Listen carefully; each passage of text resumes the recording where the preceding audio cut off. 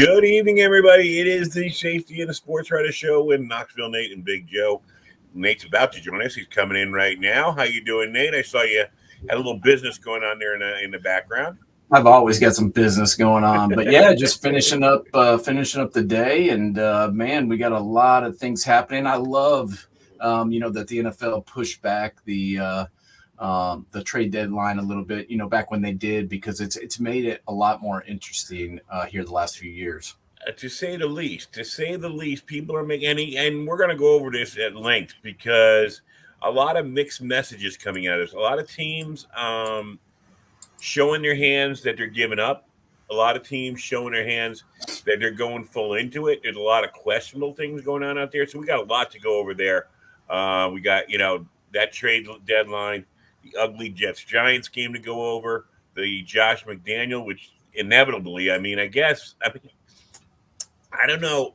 When I think about it, as a Giant fan, I'm going to be honest about this. I don't know which son has done a worse job taking over for his father, whether it be Mark Davis or John Mara. I can answer that for you, Mark Davis. Seven coaches in 8 years. It's like he blames everything on the coach, but you're the one that hired him. Oh, I know, but I'm just give me a minute here because this is my frustration with John Mara. Remember, John Mara was the one who brought in Ernie Accorsi, who drafted Eli Manning. He's the one who hired Tom Coughlin after the Jim Fossil started going downhill. And John Mara rode that. We're now starting to see the real John Mara resume. After Eli retired and Coughlin retired, now we're starting to see. So my biggest worry is what I'm looking at happen to the Raiders over the last 20 years. I might see happen to the Giants over the next 20 years. So that's my biggest worry. That's why I bring that up as a comparison. I agree with you where we know Mark Davis is totally shot. He doesn't know what he's doing. But I have these fears, and when you think about, since Coughlin left, we right now are trending. I'm still believing Brian Daboll, although we have a lot to go over watching that game on Sunday, and I think Joe Shane, but right now they're like, I think they came into this year thinking last year was not a mirage, and right now what we're seeing is, especially on offense, last year was a mirage. It's possible. I just think out of those two franchises, which one is more of a disaster? I would say the Raiders. He keeps firing. Before the season, there was just all this talk. They didn't hire Bisaccia after he did a tremendous job and took him to the playoffs, even though all this stuff went down. He says, well, we're rebuilding this thing. We're getting it. They fired the GM. They hire a new GM. Then he hires McDaniels. He's going to have this whole big plan. And then he fires him, before he finishes the second season. My whole thing is, if you're tearing this thing down and you're starting fresh, you only get 1 year. I don't understand his whole thought process. And he blames everything on the coaches. Yet, he's the guy calling all the shots, and he's the guy who hired these people. So I have no faith. They keep saying, like, this is the most I don't know if you saw the press conference, but he said this is the most important hire in the Raiders franchise history. I'm like, why wasn't the last hire important? Well, let's trace the Raiders. Both of us have always talked, we like Jimmy Garoppolo. He overall, if he's healthy, he wins games. Not spectacularly, but he wins games. But you had Derek Carr there already, who your star wide receiver loves, and it's the reason he went there. You had Derek Carr, who, when Bisaccia was there, helped keep that team together. And you let him walk, and you bring in Jimmy Garoppolo. And I think on a talent level, it's kind of a wash. But Derek Carr is part of that locker room already. And the veterans there were responding to him. So it made no sense there to let him walk when you think about it. When you think logically about it, it wasn't an upgrade. It wasn't like you were going getting Aaron Rodgers. It wasn't like you were going to get Tom Brady for a year to come in and work with Josh McDaniel. You were getting Jimmy Garoppolo, who is, like I said, he's even with Derek Carr. You weren't trading up for it. What do you think about that?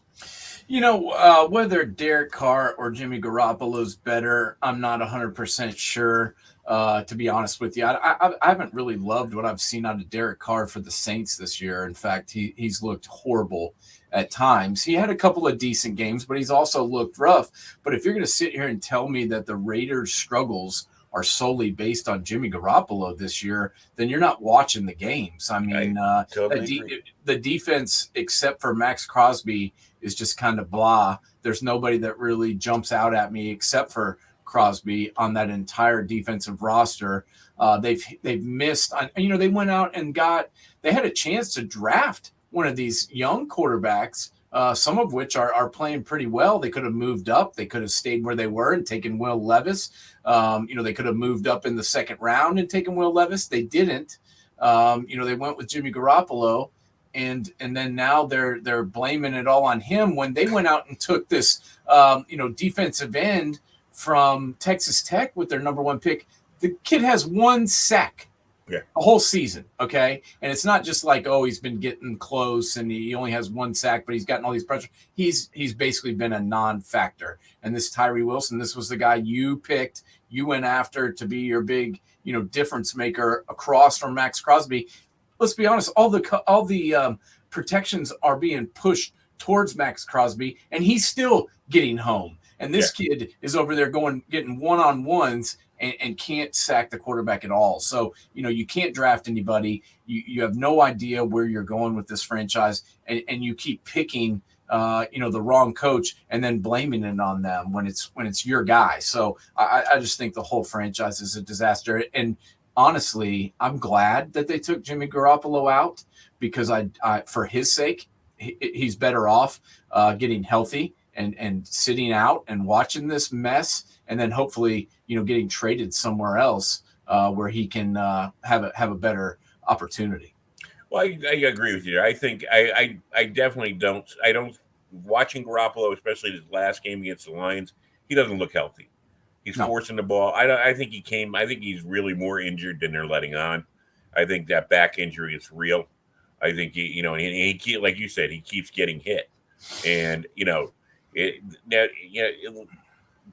when you bring that up, I mean, they elevate Antonio Pierce, who's been running the defense, and as you pointed out, that's been one of the biggest problems on your team. So I like Antonio Pierce because of what he did for the Giants. Is he a great coach? I don't know. But the fact of the matter is, I don't think you elevate the guy who's part of the problem. I don't know. Well, and he's been the linebackers coach, the past year, and the linebackers have been horrible. And so you're going to promote this guy who was the linebackers coach. He wouldn't even call him the defense. He was the linebackers coach. And I like him too. I loved him as a player. I like him as a guy. I think he's a nice, cool guy. But is he going to do what Rich Bisaccia did and lead these guys to the promised land? I have a hard time believing that. And, I feel bad for him too, that he's been put in this situation. But if you recall, a couple of years ago, he was with Herm Edwards, over in Arizona State with all that disaster that was going on. So it's not like he's got a squeaky clean, background in coaching before he took this over.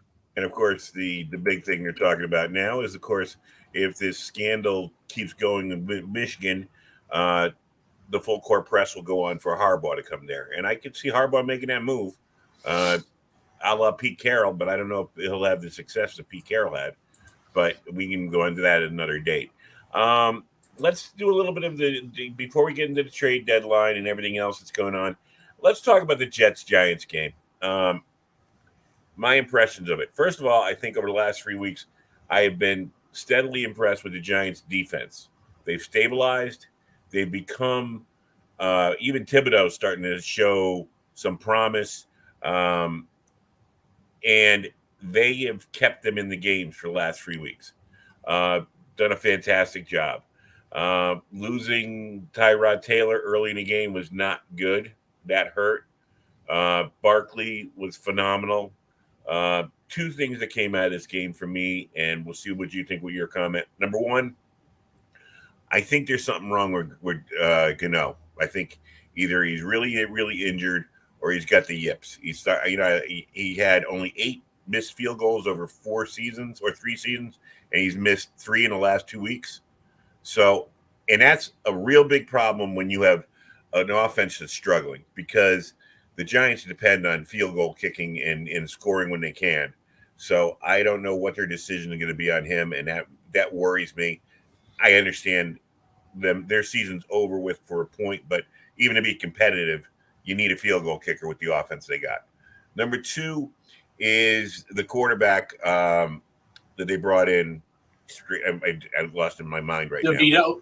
DeVito. What bothered me most of all, I understand that you can't expect a lot from him. He hasn't gotten a lot of reps and stuff like that. But the fact of the matter is, once you knew Daniel Jones wasn't going to be playing, and once you had Tyrod Taylor playing, you have to come up with a script of some kind of plays that this kid can run, can do something with. You got to in practice, give him some reps with the first team, and let him just see what can you give him to throw, because it seemed like they didn't even know who he was until he got in the game, and that just bothered me. I don't know what you think. Well, why didn't they have someone else on the roster? You have a third quarterback spot that they've changed the rules for, right, so that you have the opportunity to bring someone in that has some familiarity with your offense and what you're trying to do in this exact situation. And do they do that? Do they take advantage of that? No. I put that on, squarely on the coach's shoulders, right there, as well as the GMs. You should have had somebody. Davis Webb, if you recall, a couple of years ago, came in off the street, but he'd been on the roster for a long time, and he knew the offense. He played pretty good. Matt Barkley's been. He's worked with Daboll. Yeah, he's got a history with him in Buffalo, and he's on the street. Carson Wentz is on the street. Matt Ryan, I'm sure, would probably take a call if you hit him up. I mean, there's a lot of people that are available and that you could have brought into this thing a long time ago. Daniel Jones got hurt several weeks ago. Exactly. And Tyrod Taylor has an injury history of his own. So, why you weren't more prepared for this, I don't know. But you're already behind the 8 ball with your record, and you can't take chances like that, with not protecting yourself at that position.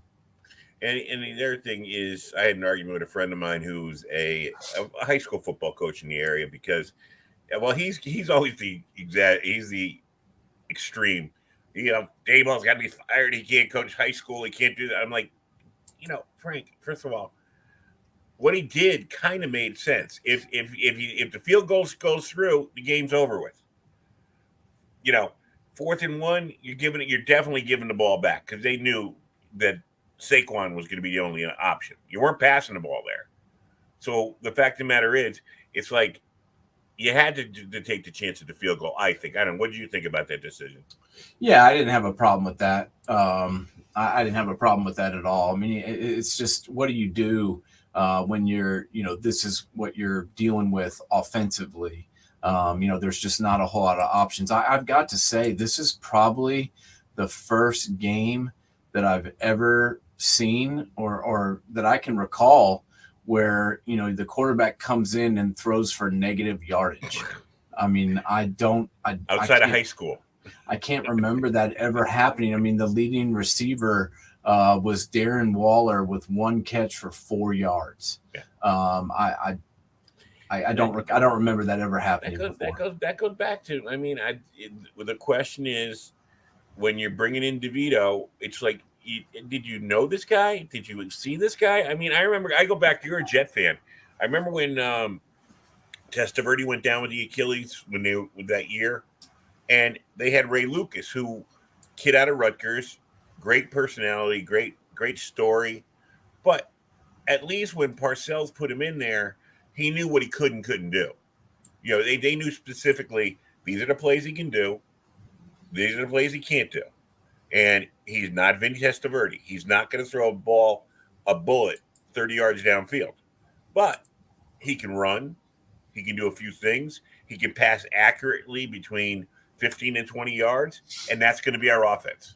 It just boggled my mind when I looked at it, the announcers were even laughing. They're like, if they're not going to throw the ball again for the rest of the day. It was hysterical to watch. It was crazy. So, it's a shame as a Giant fan to be laughing at it, but it is what it is. And the Giants got to start looking towards next year.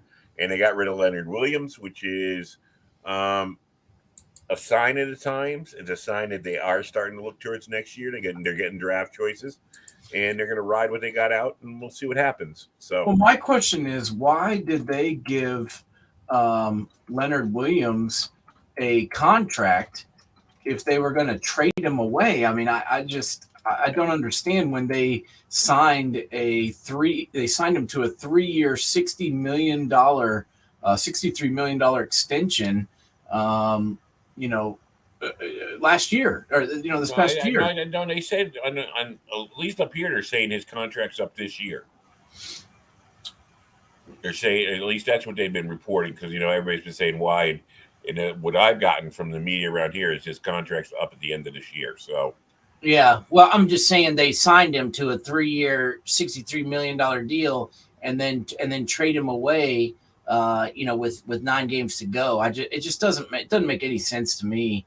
Are you giving up on the season? I mean, I don't understand that. You're just now getting your quarterback back in line. I mean, in the NFC, if you recall, the Eagles were 2-7 a couple of years ago, and they made the playoffs. So I just don't think it's a good look for your team.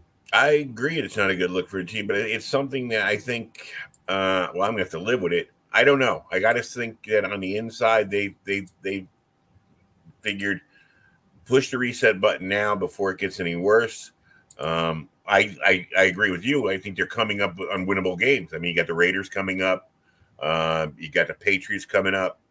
You got some winnable games coming up. You've gotten through the hard part of your schedule.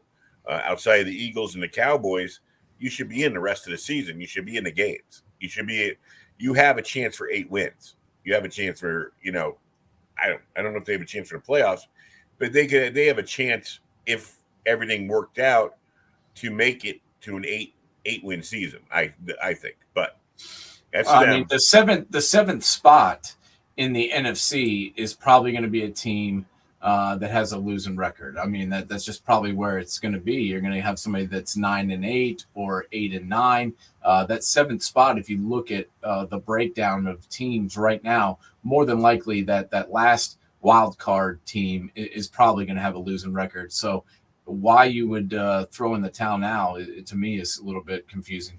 Yeah, it is confusing, but it leads us into the trade talk, because look at the Commanders. Montez Sweat and Chase Young, you give up? Yeah. Well, and the last thing on the Giants, with Williams in the game last week, they held the New York Jets to 58 yards rushing. Oh, I know. Okay. Zach Wilson was the leading rusher with 25 yards. They held Breece Hall to 12 carries to 17 yards, which is 1.4 a clip. That to me tells me right there that the defensive line is one of the strongest spots of this team. I mean, I know they haven't been great all year, but to trade him away was kind of baffling to me, especially with some of these other guys that they have on the roster that they could have unloaded. Well, the other thing about it is, now, is this going to have an adverse effect on Dexter Lawrence? Yeah, because those two are a good tandem together inside. Yeah, now, that's my point. Now, is Dexter Lawrence going to get all the attention on the blocking schemes, and whoever they go in behind him, unless they have somebody they feel they can work in there that can do as good a job? I don't know, but like I said, let's get into both these teams. Both these teams, let's face facts. They're chasing the Eagles, who right now may be the class of the NFC or NFL, with the fact that the Niners are struggling, and the Cowboys, who neither team seems to be able to leapfrog over. And so the Commanders and the Giants seem to have said, and okay, we're not going to make it. Even if we make it, we're not going anywhere. So we're going to start trading off our tradable commodities for draft picks. And I don't know. I was shocked when I saw Chase Young traded. I mean, he had the knee injury a couple of years ago. He was a rookie of the year, had a knee injury a couple of years ago. We've always said it takes about a year. Now he's back, and he's being the Chase Young he was as a rookie. I mean, and I don't know. How the rich got richer with that. You just explained that one to me.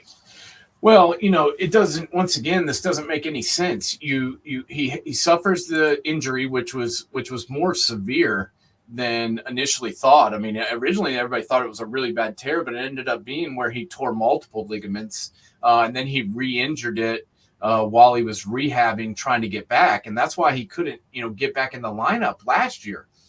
So you ride it out, you wait for him, you answer all the questions, you wait, you finally get him back, he starts producing, and then you trade him away. I mean, it makes no sense. Why did you draft him number 2 overall if you were just gonna, have him have a breakout rookie season, win rookie of the year, get hurt, sit on the bench for 2 years, come back, start playing well, and then you get rid of him? And I thought, I thought one of those guys would probably get moved, honestly. I thought Sweat, Young, they're not going to be able to sign them both. They already gave, a couple of, Jerome Payne already got paid. I believe they also gave a deal to Jonathan Allen. So both of those guys already have pretty hefty contracts. So I didn't think they were going to have the ability to sign both Sweat and Young, but to trade them both, to me, is just a head scratcher, especially when they don't have anybody behind them. James Smith Williams, Casey Toohill. You ever heard of these guys?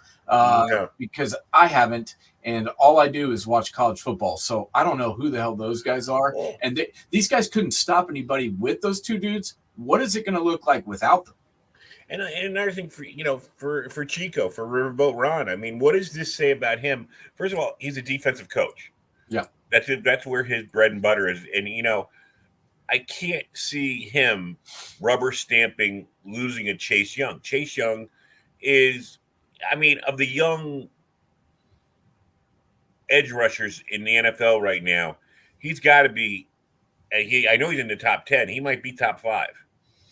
I agree with you. And to me, I think this, with them selling like this, I think his time in Washington is done. I think he's out of there. And honestly, I can't really blame them. It's not like he hasn't had a chance. It's not like he hasn't had time. They're 1-3 at home this year. And, you've got a new owner. You've got a whole ownership group that's watching this thing very closely. That didn't hire you. That never hired you, have no relationship with you really, and have no connection to you, and you're basically auditioning for your job every game, and especially every home game, and you can't even have a winning record at home. I think barring a huge swing around in the back half of the season, I think his time's probably done there. All right, so are we talking about that? And the funny thing is that those guys go out. Well, Leonard Williams goes out to help the Seahawks, and Chase Young goes out to help the 49ers. So they'll still have an impact in the NFC race this year. Let's say Kirk Cousins goes down. And what a shame, man. I mean, this guy was having a tremendous, all the flack that this dude has taken over the past several years. And he's going out there, in the offs, they win 14 games last year. He gets no credit for that. Yeah. In the offseason, they released Dalvin Cook.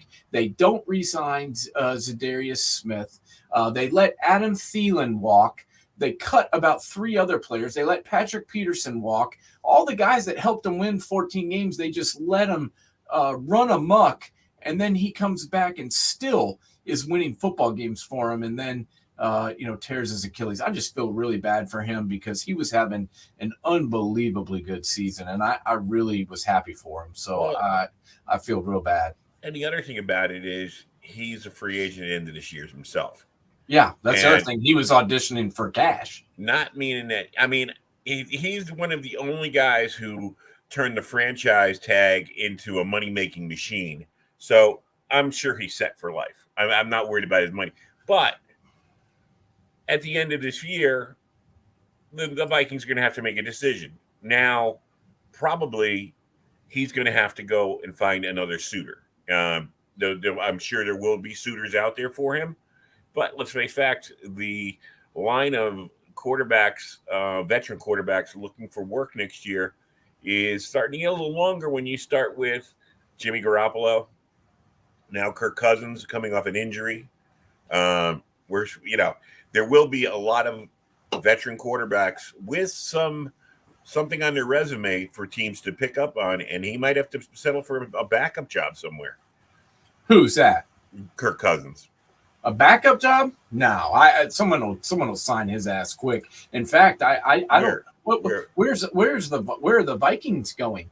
Who's going to be the starter in Minnesota? They have no one on their roster that's ever done anything in the NFL. They don't really have. They've already won so many, enough games where they're not going to have a real high draft pick. I think that if the Vikings don't bring him back, they're going to slide further down the abyss of the hole that they're already in. So I think that the Vikings should definitely be big time players for him. And if they don't bring him back, there will be several teams that will be calling, Commanders for one, maybe calling him back, trying to get him to come back. You think they're going to roll with Sam Howell again next year? No, I don't think they will. I mean, Kirk Cousins, now that one makes sense. That was one I wasn't thinking of. That one makes sense because you got Jerry McQuillan there. You got some weapons for him to go in there. Although their defense might be a piece of crap, and who knows who's going to be the coach there.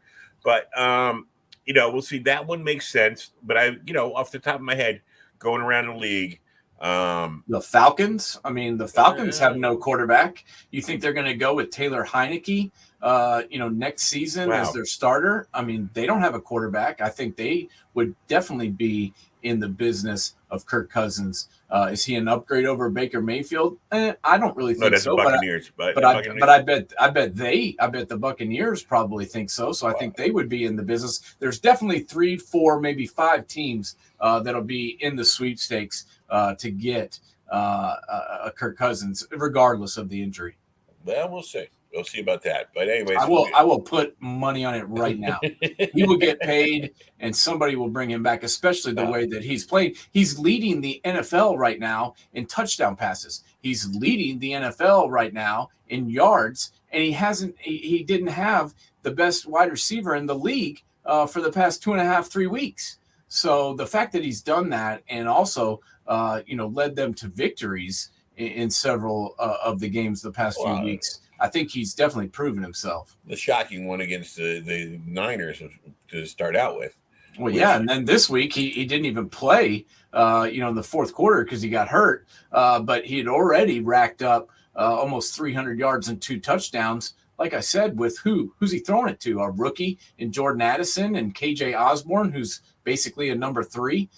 So I really think he's a damn good quarterback, and somebody is going to pay him a big time salary. Well, we'll see. We'll see who. Maybe the Packers. The Packers may be in the Kirk Cousins business. Jordan Love is garbage, bro, and that is getting proven and proven again. Week after week, he can't throw 50%. He can't complete 50% of his passes. He turns it over every single game. He had an interception and a fumble this past week, and they're now 2-5. So you think the Packers are going to stick with Jordan Love at the helm? I don't think so. No, I would hope not. But what do you think about the Penn State quarterback behind him? Should they give him a shot right now?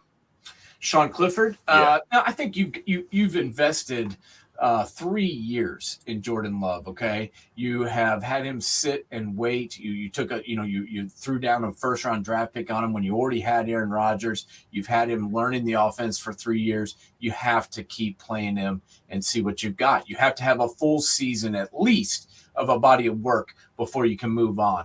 If he gets hurt, then you put Sean Clifford in. If you get to week 16, week 17, week 18, and you're like, we're done with him, we've seen enough, then you can move on. But you have to keep playing him right now because you've invested 3 years of your team's career on this guy. So you have to keep it going with him for right now. But I think at the end of the year, they'll definitely be calling Kirk Cousins' agent and maybe signing him. I think they might be a team that does sign him. Now, what does the Joshua Dobbs move tell you about the Vikings going to get Joshua Dobbs? I know obviously it tells you that the Vikings don't like who they got on their bench, but for the two teams involved, Kyler Murray's coming back. He hasn't played in over a year or about a year. Don't know how he's going to react. Is this kind of a way for the Cardinals to figure out they're going to look right now, they're heading for the number one choice, it looks like. I guess I don't know if they've traded it away or anything. I don't know what their trade status is. But they're 1-7? The Cardinals right now have one win. That's correct. So you got a young coach there, a new coach who, I think has some potential.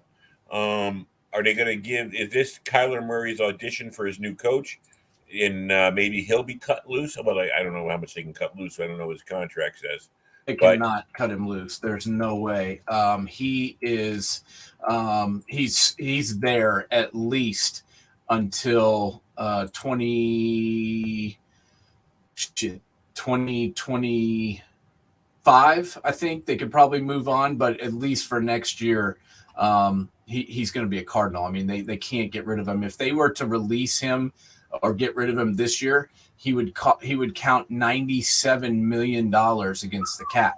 If they were to release him next year or move on from him, he would count $81.5 million against their cap. That's almost a third or more of the cap. Right. So they're stuck with him at least until the start of 2025. So I think that's why the Cardinals moved on. They've got a young developmental guy in Clayton Tune.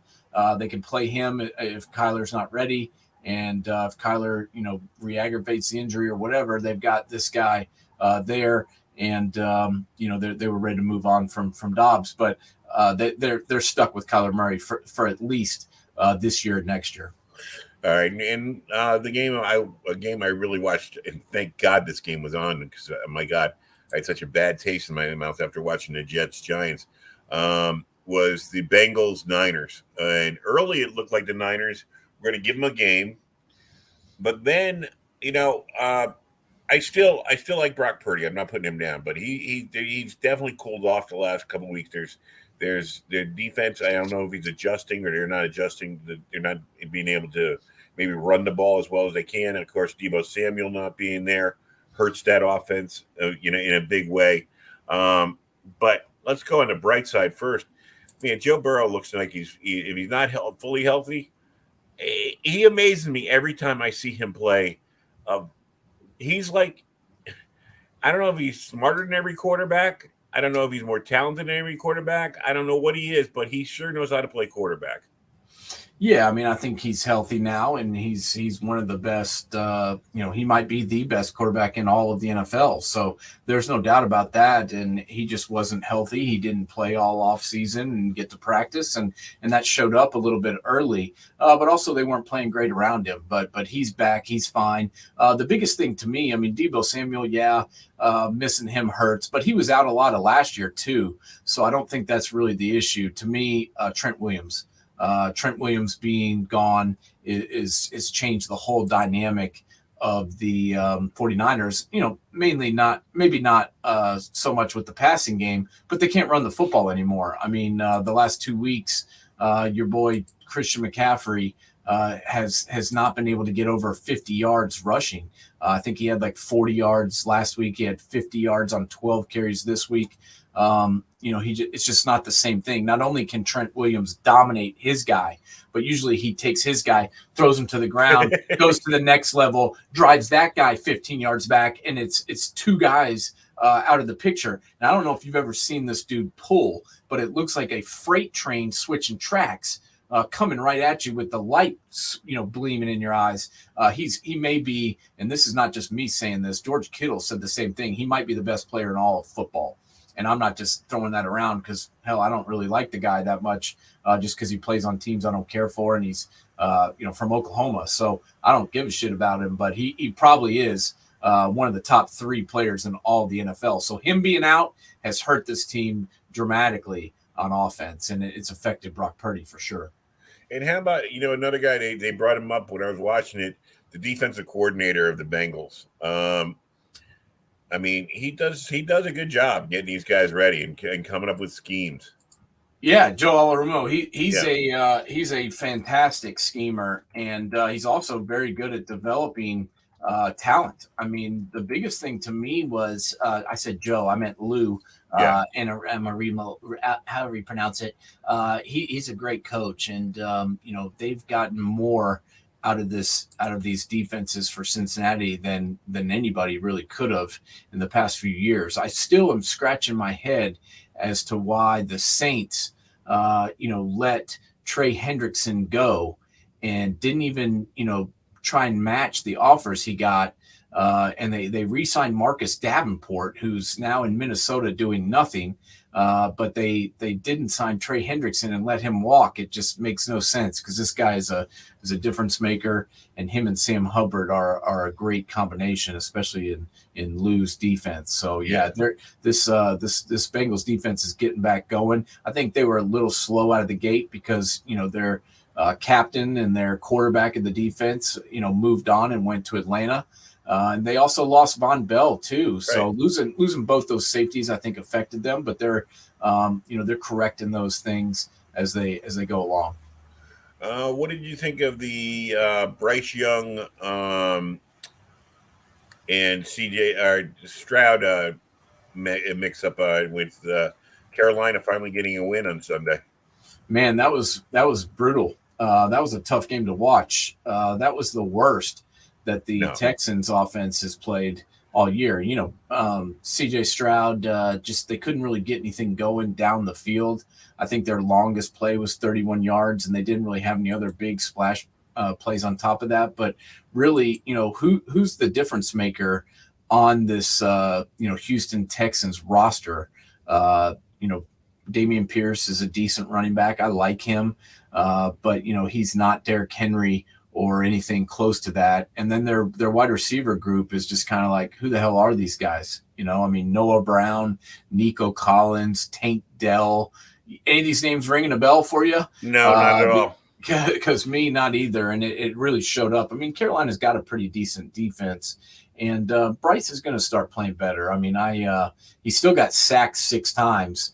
So the fact that he was able to orchestrate a victory while being on his back most of the game and not being able to run the football was pretty impressive. Yeah, and we got what other games we have on Sunday I wanted to go over. The Browns squeaked out a win. Another win without Deshaun Watson. Ravens beat up on the Lions, but the Lions snapped right back I'm going back a week. I'm going back another week. Whoops. Yeah, no, the Lions played Monday night against the Raiders. Last week they got demolished by the Ravens, and then on Monday they looked fresh and ready to go, and they finally let Jahmyr Gibbs off the leash and let him run around a little bit. And they my question is, why didn't they do this earlier? I know they liked their running back group, and they were going to try and bring Jahmyr on slowly, but good God, 26 carries, 152 yards. One of those runs was just one of the best runs I've ever seen. That 27-yard touchdown run, I believe, where he kind of went sideways through the hole. That was pretty amazing. And then he had 5 catches for 37 yards, so almost 200 scrimmage yards for Jahmyr Gibbs. That was pretty legit. It was, and they finished Josh McDaniels' head coaching career. The Broncos beating the Chiefs. I think it's an anomaly, but I don't know.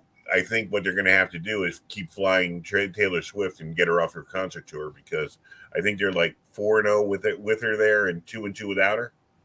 Yeah, I don't know if Tay-Tay really makes a difference, but this, I kind of saw this coming because they played the Chiefs played the Broncos 2 weeks ago. The Chiefs kind of dominated the game, but the Broncos, kept hung around, and the Chiefs couldn't really pull away from them. And then, like this, they're going to play each other in 2 weeks here. This kind of makes me nervous about this. And then supposedly the flu bug was going around Kansas City's locker room. Patrick Mahomes did not look right. Sacked 3 times. 2 interceptions. I think he also had a fumble. Yes, he did. He also lost a fumble. So that's 3 turnovers from Patrick Mahomes in one game that he lost. So just kind of a rough outing from the Chiefs, but I'm certainly not really worried about them. I mean, they beat the Broncos, 15, 16 times in a row. I think the Broncos were due. That was due. They were due to get one of them at least. Yeah.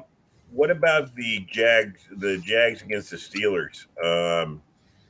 Is it the Jags getting right and the Steelers just having an off day? 'Cause the Steelers were coming off a bye, if I'm remembering correctly. Correct? I believe so. Yeah, they played the last game that the Steelers played was the Rams, which they won 24-17, but I cannot remember exactly which day that was. But to be honest with you, this week here, the Jaguars are a good football team. Yeah. They're 6-2 now, so they're tied the lead with the one of the best teams, best records in the AFC. And Trevor Lawrence is starting to get it done. Travis Etienne is one of the most underrated players in the league, in my opinion.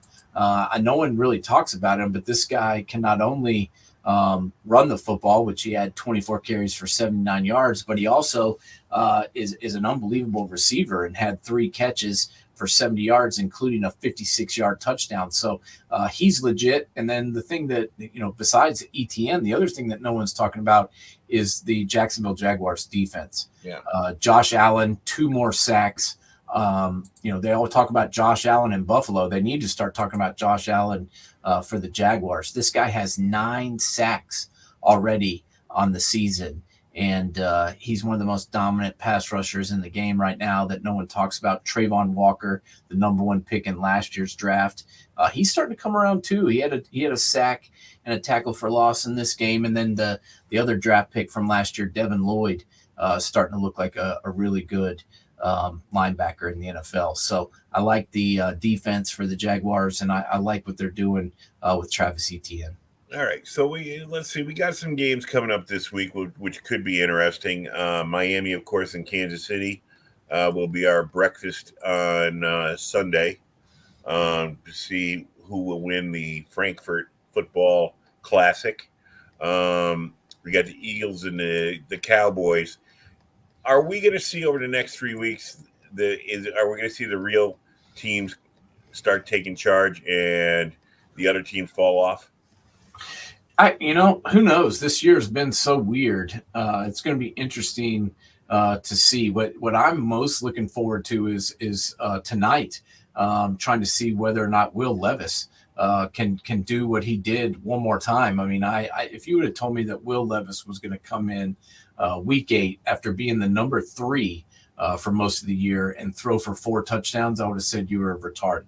I mean, I never would have ever thought that. But he looked pretty good, and he at least can get the ball, 25 yards down the field, unlike Malik Willis, who can't seem to, throw a mini football down the field. I mean, I think that experiment is done, and it's time to move on there. I was never a big Malik Willis believer. I mean, Liberty was a nice story, but when I looked at what he did when he played up in college, he never really did anything. It was, Well, he couldn't win the starting job at Auburn. And they weren't really killing it there on the Plains. So I think that was your first clue. But I think this game tonight with the Steelers at 4-3, they don't want to fall further below the Ravens right now, and they certainly don't want to lose to the Titans team who's on their 3rd string quarterback. So this game tonight is going to be very, very interesting to me. It's going to be tough sledding for Derrick Henry. So Will Levis is going to have to come to play. And then, like you said, Sunday is going to be very interesting with the Dolphins and the Chiefs over, across the sea, playing in Germany, I believe, right? Right. In Frankfurt. Frankfurt. So, I think that kind of takes the home element of it away, and it'll be interesting to see, who plays better. The Dolphins have been there for a week. They flew out right after their game, and the Chiefs just got there, are getting there today. So we'll see if that see if that makes a difference. That's usually an advantage. Then another interesting game is going to be the Seahawks Ravens. Yeah, I think so. Both teams have 2 losses on the year. The game is in Baltimore, so that should play into the Ravens' favor. But I've seen Pete Carroll travel across the country and beat people's ass for many a year. So I wouldn't be shocked to see the Seahawks starting to play better. And like you said, they got better at the trade deadline, and they were buyers. And Kenneth Walker III's having a good season so far, 516 yards, 6 touchdowns. And Geno isn't quite matching what he did last year, but he's still proven to be a pretty serviceable quarterback. And if they can get things going with this defense, they should be good. I've been impressed as well with Jackson Smith-Njigba. He's starting to play and make a difference, won the game last week. And if they can get DK Metcalf, Tyler Lockett, and Jackson Smith-Njigba all going at the same time, it's going to be tough to stop. I mean, if you think about it, this is like NFL's dream. I mean, I'm going to have to watch the Giant game, some of it at least, but I'll have that game on one screen on my computer. I'll be watching the Cowboys Eagles on my main screen. But think about it. You get up in the morning, you got Kansas City, Miami. Then you can watch the Seahawks Ravens. Then you can watch the Cowboys Eagles. Then you can watch the Bills Bengals. I mean, that's almost like a playoff weekend. It's pretty amazing. That's some pretty solid matchups. This is one of those weekends where everybody's wishing they had the ticket. You know what I'm saying? Yeah, exactly. Let's talk about those 4 games specifically. We talked a little bit. We talked about the first 2. The Eagles, Cowboys. Logic tells me, first of all, I should hope for a tie where both of those teams get so beat up they can't play again this season because I'm a Giant fan, but that won't happen. This is the kind of weekend because I don't know which team I hate more. It really is. I think I've always hated the Eagles more, but this version of the Eagles, I don't quite hate as much as the Cowboys. But this smells to me like a Cowboy victory. What about you? The Eagles are 7-1, and they're 7-1 for a reason. They've got a tremendous defense. These guys at every level, secondary, linebacker, defensive line, they've got dudes that can get it done. They've got veterans. They've got some young guys. I love this defense. And then on offense, they haven't been running the football as well as they were last year. And I thought they might bring in somebody at the trade deadline to help with that. They did not. They're going to roll with what they've got, which I understand. Their payroll is pretty high as it is, so they think they can get it done with DeAndre Swift, Kenneth Gainwell, and Boston Scott. I don't belittle them for doing that, but the big deal is AJ Brown. This guy, to me, is the best wide receiver in all of football. I mean, Justin Jefferson obviously is pretty good too, but if I had to pick one guy, AJ Brown is who I would pick. And I'm not sure who Dallas has that can cover him. I mean, no one really has anyone that can cover him. Both teams, are relatively healthy going into this thing. And, as long as Jalen Carter can get out there and keep doing what he's been doing as a rookie, and Brandon Graham and some of these guys can get pressure on Dak, that's the big thing to me is, can the Cowboys O-line hold up? And if they can't, I think it's going to be all Eagles. And I'm still I'm rolling with the Birds in this one. And I think one point you didn't bring up is the Eagles' offensive line. I think they can control Micah Parsons. Well, they haven't played as well this year as they did last year. Lane Johnson's been beat up. Yeah. He's been playing hurt like he was at the end of last year, so he hasn't been as effective. Jason Kelsey is 1 year older, but he's still getting it done. But I do think the Eagles offensive line will be able to handle the Cowboys. I also think the addition of Kevin Byard at safety for the Eagles, who they got from the Tennessee Titans. Yep. This dude is a stud. I've watched him bro. here in Tennessee for years, and they call him the mayor of Murfreesboro. And the reason they call him that is because he's a great dude off the field, and he is a baller on the field. So I think he's going to make an instant impact because he's been the one guy being having to go out there and do things for the Titans, and now he's going to be looking around being like, holy shit, I'm on an all-star team. This is great, and I think he's going to thrive in it. I think the most interesting outcome outside of those two are head-to-head, so that can really be a competition for the who's going to run at the table in the NFC East. But I'll tell you, the Bills-Bengals game has a lot of repercussions. When you think about it, if the Seahawks were to take down the Ravens early in the day, and the Ravens still have their bye coming up, the Bengals have already been into their bye. They'd only be like a half game. If the Bengals win, they'd be a half game behind the Ravens, with a bye coming up where the Ravens couldn't keep up with them. And then when you look at if Miami was to go down to the Chiefs, well, then again, the Bills could get right back into a tie with them on top of the East. So that last game, if the dominoes start falling early in the day, that last game is going to be very interesting for those two teams. Yeah, this game's got a lot of implications, not only for both divisions, but also for the AFC as a whole. These are two heavyweights. Whoever loses this game is going to have 4 losses. Yeah. And, that's going to, only one team gets the bye now, Joseph.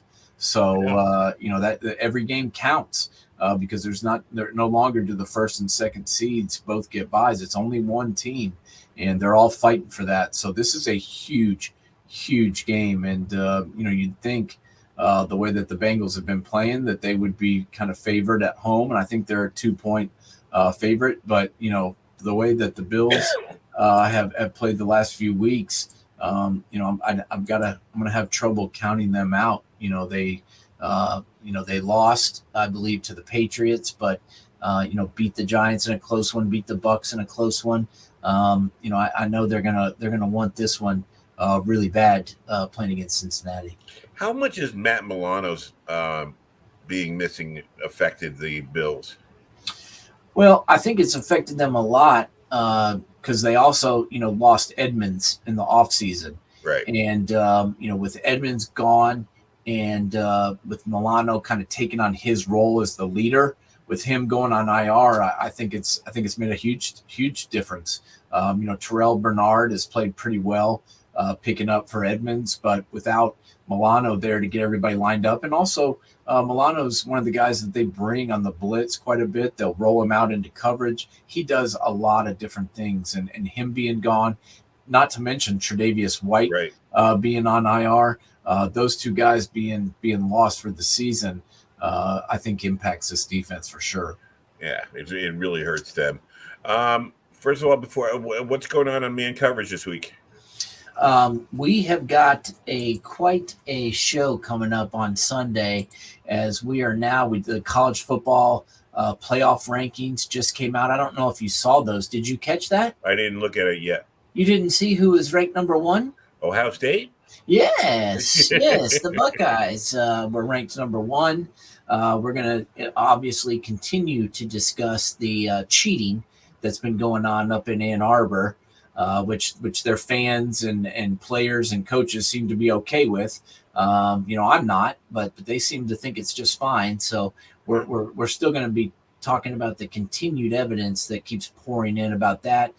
Kansas State, Texas is going to be an interesting matchup. Quinn Ewers is still banged up and is not going to play. So, it's going to be interesting to see if Texas can hold serve at home. And then, Notre Dame, Clemson, that matchup has lost a little bit of the luster considering Clemson's 4-4, but I expect Clemson to come out and play tough considering they're at home and they've already lost 4 games.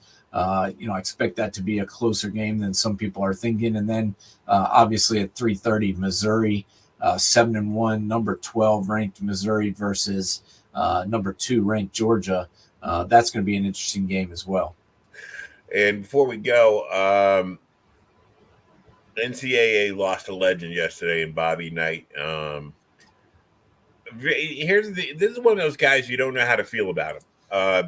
I watched most, I was able to watch most of his career, his early success at Indiana, and that was in a different time. And he was a guy that never seemed to be able to taper down his temper. He never could adjust to the way you have to coach now, as compared to the days when you could slap a kid off the back of the head or grab him by the face mask and stuff. And his relationship with the press did not help him at all either, because he just started a feeding frenzy whenever he lost or did something wrong. The press was looking there to jump on him. The one thing I will say in his defense is when you look at least his years in Indiana, his players graduated. His players played for 4 years. They were highly successful. His early players talk about him glowingly. It was just he couldn't change with the times. But I think, the accolades will pour in over the next 4 or 5 days. And some of it I listened to today, and I was like sitting there going, yeah, but when he was having trouble, you guys were pouncing on him. And now all of a sudden you're building him up like he was a ray of sunshine. It's like when I heard Jim Boeheim's going to be in the booth this year, or he's going to be an announcer. How much of a douchebag was he to the press for years? I mean, yeah, he was a douchebag to everybody. No one that actually knows that guy likes him. So I'm not really excited about hearing him call games. In fact, I was really excited about him going away finally for the first time in my life. He's been the coach at Syracuse since I was born. Yeah. So I was really excited that he was gone. But people people have forgotten that Bobby Knight went on to Texas Tech and pretty much, mostly without incident, coached there for 7 full years and did a pretty good job at a school that really didn't have much of a basketball history before he got there. But Bobby Knight was born in Massillon, Ohio, which is a town that, has produced a heck of athletes there. Massillon Tigers, one of the most storied football franchises in all of the entire United States of America. And, played for national championship teams at Ohio State and then, won the national championship 3 times as a coach. Those are the things that I'm going to remember, last undefeated team. Yeah. 3-time watching champions, really, really all the guys that played for him, loved him. And the guys at the beginning, obviously, some of the younger guys towards the end there didn't like the old Army coaching style, but the guys in the beginning, they said it shaped them as men, and I think that's he didn't put up with crap, and that's why he won in the beginning there when that coaching style was permitted. I will never forget that undefeated season, and I'll never forget because the year before Scott May had broken his wrist and Kentucky upset him and sent them home. He wasn't able to play in the NCAA tournament. Next year they come back, they win it wall to wall. They beat your favorite team, Michigan, in the final. That's not my favorite team. And the other team that was in there that's always forgotten because they got their first loss in the finals as an East Coast guy, Rutgers. Rutgers was undefeated going into the Final Four, and they lost. I think they lost to Michigan. But that was the best Rutgers team of all time with Phil Sellers, Phil Sellers, and who was it? Oh, God, now it's Eddie Jordan. I mean, they had a great team, and Mike Dabney. I remember distinctly watching that. I think I was 16 years old when it happened, but it's fun. Well, the that 1960 Buckeyes team that also went to 2 straight national championships game with Jerry Lucas and John Havlicek. That was one of the best basketball teams of all time in the NCAA. They won the championship in 60, and then they lost in the championship 2 years in a row to Cincinnati Bearcats. Now, I didn't see that because I was not there. I don't remember that. I was too young too. I was not born yet, but my grandfather always used to tell me the stories of those Buckeye basketball teams and how good they were and how they would have had 3 titles in a row if it weren't for Oscar Robinson. Well, think about it. Think of that. The state of Ohio was the capital of basketball. Yeah, it really was. Yeah. All right, my friend. You have yourself a great weekend. Oh, how did Liv make out on the candy last night? Buddy, she is a huge fan of Halloween. We were on costume number 3. She was like, I'm having so much fun. And she was like, I want to knock on some doors.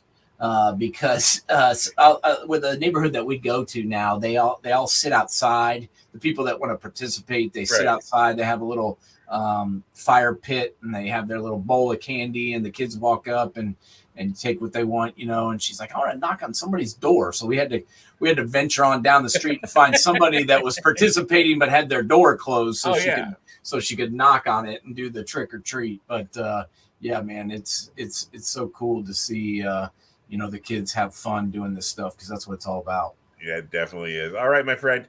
Have a good night, good football weekend, and we'll see you next week.